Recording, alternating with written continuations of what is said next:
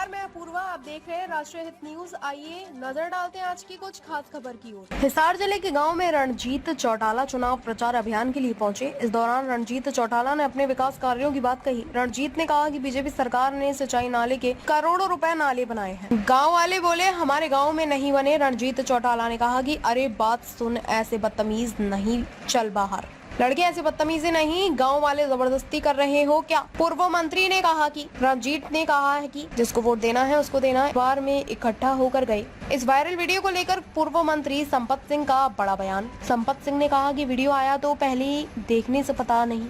यह वीडियो नलवा गांव है। नलवा गांव में ऐसा हुआ बहुत दुर्भाग्यपूर्ण, निंदनीय है। आज आजाद विधायक बने तो विधायक बनकर बीजेपी सपोर्ट देकर मंत्री बने। आपकी भागीदारी बहुत ज्यादा है। आजकल सबका विरोध हो रहा है।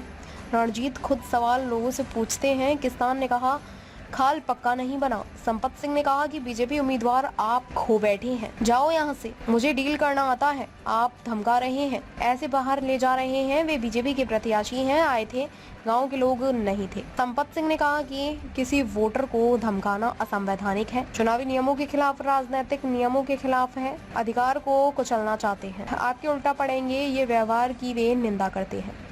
ऐसा है, ये वीडियो जब आया तो पहले बार देखने से तो पता नहीं लगा कि कहाँ का है। दोबारा उसको अच्छी तरह से देखा, उससे स्पष्ट जाहिर हो रहा था कि ये नड़वा गांव का है, क्योंकि नड़वा गांव के लोगों को मैं पहचानता हूँ, काफ़ी लोगों को। तो ये नड़वा गांव में हुआ था ऐसा, और ये बहुत ही, हम ये कहेंगे कि दुर्भाग्यपूर्ण है और बहुत ही निंदनीय है कि आप वोट मांगने जाते हो। स्वाभाविक है, लोग सवाल पूछेंगे, क्योंकि आप 5 साल में सत्ता में रहे हो, पार्टी के बिना आप सत्ता में रहे हो, आप आज़ाद एमएलए बने और आपको सबसे पहले जाके आपने बीजेपी को सपोर्ट दी और सपोर्ट देके आप मंत्री बन गए हो। मंत्री बन गए हो तो उसमें भागीदारी आपकी सबसे ज़्यादा है। आज अगर किसान दुखी है तो सरकार से दुखी है, अकेला कोई चीफ मिनिस्टर से नहीं है। उनमें मंत्री भी शामिल है, उनके विधायक भी शामिल है, सबका जो है ना आज के दिन विरोध हो रहा है।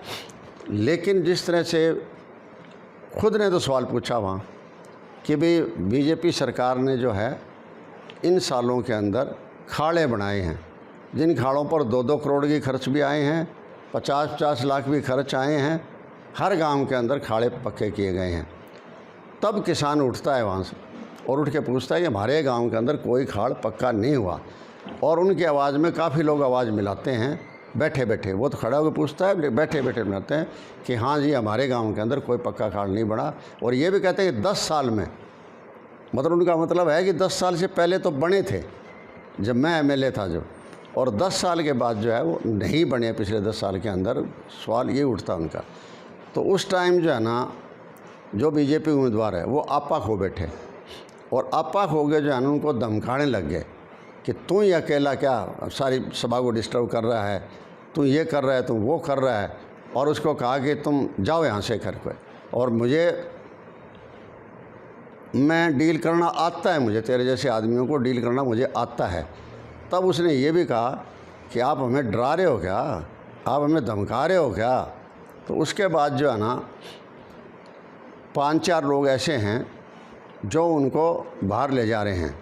उससे मुझे लग रहा था जो बाहर ले जा रहे हैं ना वो गांव के नहीं हैं, वो भारतीय जनता पार्टी के कैंडिडेट के साथ के आए हुए लोग थे, और उससे काफ़ी डिस्टर्बेंस होती है।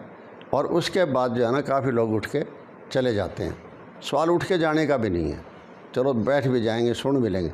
सवाल ये है कि किसी भी वोटर को धमकाना जो है ना वो असंवैधानिक भी है और चुनावी नियमों के ख़िलाफ़ भी है, और एक राजनेता कोई बोलता है तो उसकी हैसियत के ख़िलाफ़ भी है।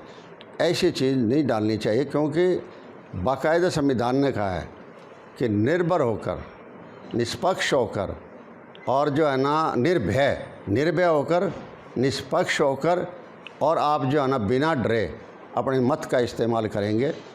ये बाकायदा जो है, जो हमारा कानून है चुनाव का, उस कानून के अंदर, विधि विधान के अंदर ये लिखा हुआ है। तो इसका मतलब है कि ये जो है ना ये बिल्कुल ही गलत था। जो संविधान ने अधिकार दिए हैं लोगों को उन अधिकारों को आप कुचलना चाहते हैं, आप दबाना चाहते हैं, तो ये दब नहीं सकते, ये आपके उलट ही पड़ेंगे। लेकिन कम से कम सवाल ये नहीं है कि वोट आपको कम मिले या ज़्यादा मिले।